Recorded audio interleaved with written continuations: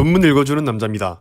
지난 영상에 이어서 4월 2주차 2주의 경제 이슈를 한번 정리해보도록 하겠습니다. 첫 번째 이슈입니다. 표제를 최악으로 치닫는 한일 갈등, 결국 기업의 불똥으로 라고 꼽아보았습니다. 한국과 일본의 외교적 갈등이 경제계로도 확산될 조짐을 보이고 있습니다. 작년 교역 규모가 850억 달러에 달할 만큼 경제적으로 긴밀한 양국 관계가 계속 삐걱대면 결국 두 나라 모두가 피해를 볼 것으로 예상이 되는데요. 작년 11월 한국 대법원의 징용 피해자 배상 판결 이후 일본 기업과 거래하는 한국 기업들이 통관 및 결제 지연 등 크고 작은 피해를 겪고 있다는 주장이 속출되고 있습니다. 그에 대한 하나의 예로 지방의 한 금속 가공업체는 올 2월부터 일본 거래업체로부터 대금을 한 달씩 늦게 받고 있다고 밝혔는데요. 이 업체는 10년 넘게 거래하고 있는 업체이지만 입금 지연은 이번이 처음이라며 혹시 악화된 한일 관계가 이에 대한 원인은 아닐지 모르겠다라고 언론과의 인터뷰에서 밝혔습니다. 일본 내 한국 지사 상당수도 무역 및 본국 송금 작업이 훨씬 더 복잡해졌다고 밝혔습니다.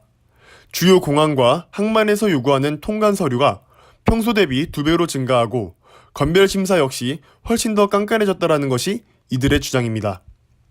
물론 한일 관계의 악화가 이런 일들의 원인이라는 확실한 증거는 없습니다만 한국 기업들이 평소와는 다르게 일본에서 활동을 하는 데 있어서 어려움을 겪고 있다는 것은 부정할 수 없는 사실로 보입니다. 그럼에도 불구하고 당장의 경제적 성장을 위해서 우리가 꼭 해야 하는 역사를 바로잡는 일을 등한시하는 일은 없어야 할 것입니다. 두 번째 이슈입니다. 표제를 AI, 자율차 경쟁력, 중국에 한참 밀려라고 꼽아보았습니다. 세계 경기 침체 속에 우리 경제가 갈수록 궁지로 몰리고 있는 가운데 미래 산업의 경쟁력마저 중국에게 지고 있다는 분석이 나왔습니다. 산업연구원은 우리 산업의 미래 먹거리라고도 불리는 9개의 신산업, 지능형 반도체, 차세대 디스플레이, 2차 전지, 인공지능, 실감형 컨텐츠, 산물 인터넷 가전, 지능형 로봇, 바이오 헬스, 자율주행차에 한국, 미국, 중국 3개국의 경쟁력을 비교했는데요. 종합적으로 차세대 디스플레이의 혁신 성장 역량이 가장 양호하지만 나머지 8개의 신산업은 낮은 수준이라고 평가했습니다. 특히 9개의 신산업 분야 모두 미국보다 기술 수준을 비롯한 전반적인 산업 경쟁력이 낮았고 차세대 디스플레이와 산물인터넷 가전, 2차 전지를 제외한 6개의 분야에서는 중국보다도 그 경쟁력이 낮다라고 평가했습니다. 9개의 신사업 시장 수요는 대부분 양호한 것으로 나타났습니다.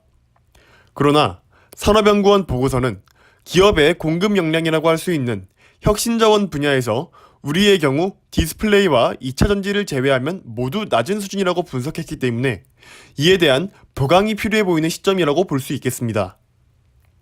논문 읽어주는 남자 2주의 경제 이슈 4월 2주차 2가지 이슈를 더 정리해서 총 4가지 이슈를 정리해보았습니다. 다음 영상에서는 더 알찬 컨텐츠로 찾아뵙도록 하겠습니다. 논문 읽어주는 남자였습니다. 논문 읽어주는 남자입니다. 지난 영상에 이어서 4월 2주차 2주의 경제 이슈를 한번 정리해보도록 하겠습니다. 첫 번째 이슈입니다. 표제를 최악으로 치닫는 한일 갈등, 결국 기업의 불똥으로 라고 꼽아보았습니다. 한국과 일본의 외교적 갈등이 경제계로도 확산될 조짐을 보이고 있습니다.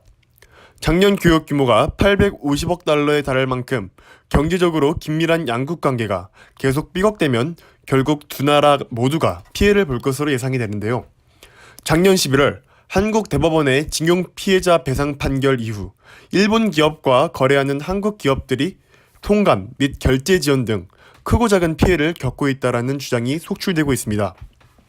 그에 대한 하나의 예로 지방의 한 금속 가공업체는 올 2월부터 일본 거래업체로부터 대금을 한 달씩 늦게 받고 있다고 밝혔는데요.